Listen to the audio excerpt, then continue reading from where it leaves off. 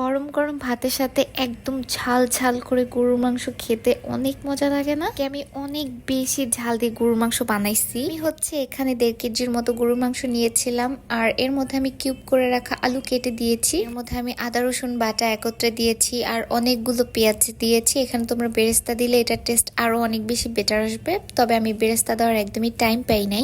এর মধ্যে আমি আমার পরিমাণ অনুযায়ী লবণ দিয়ে দিয়েছি, তারপর হচ্ছে হলুদের গুঁড়া, মরিচের গুঁড়া, যেটা তো মাস্ট সব রান্নাতেই প্রয়োজন। আজকে যেহেতু আমি অনেক বেশি ঝাল খাবো, তাই এখানে আমি মরিচের গুঁড়া আরো বেশি পরিমাণে অ্যাড করব। আর আজকের রান্নাটা আমি হাতে মাখায় বসাবো, আর মাখানো গরুর মাংস কিন্তু অনেক বেশি মজাদার হয়। যখন বানাচ্ছি তখন রাত প্রায় 12টার কাছাকাছি বাজে, তাই হচ্ছে ভিডিওর কোয়ালিটি একটু অন্যরকম লাগতে পারে। হচ্ছে এর মধ্যে তেল দিয়ে তারপর অনেক সুন্দর করে এটাকে ম্যারিনেট করে রাখছিলাম। ম্যারিনেট করে যদি আধা ঘন্টার মতো রাখতে পারো তাহলে অনেক বেশি মজা লাগে। তো এখানে আমি হচ্ছে চুলার গ্যাসটা অন করে দিয়েছি। এটাকে আমি একদমই মিডিয়াম আঁচে রাখবো, আর এটা আস্তে আস্তে রান্না হতে থাকবে। এটা যত বেশি জাল পাবে তত বেশি টেস্টি লাগে খেতে। অ্যান্ড লাস্টলে আমার এটা সিক্রেট মশলা এর মধ্যে আমি দিয়ে দিয়েছি, আর এটার মধ্যেও কিন্তু ঝাল ছিল। আমার রান্না কমপ্লিট, একদম 1.5 ঘন্টার মতো জ্বালাই নিচ্ছি। অ্যান্ড ট্রাস্ট মি, এটা এত ঝাল হয়েছে অ্যান্ড গরম ভাতের সাথে খেতে জাস্ট অস্থির হয়েছিল। আমাদের ভাইয়ার তো গরুর মাংস হলে আর কোনো কিছু দিয়েই ভাত খাওয়ার প্রয়োজন পড়ে না, ও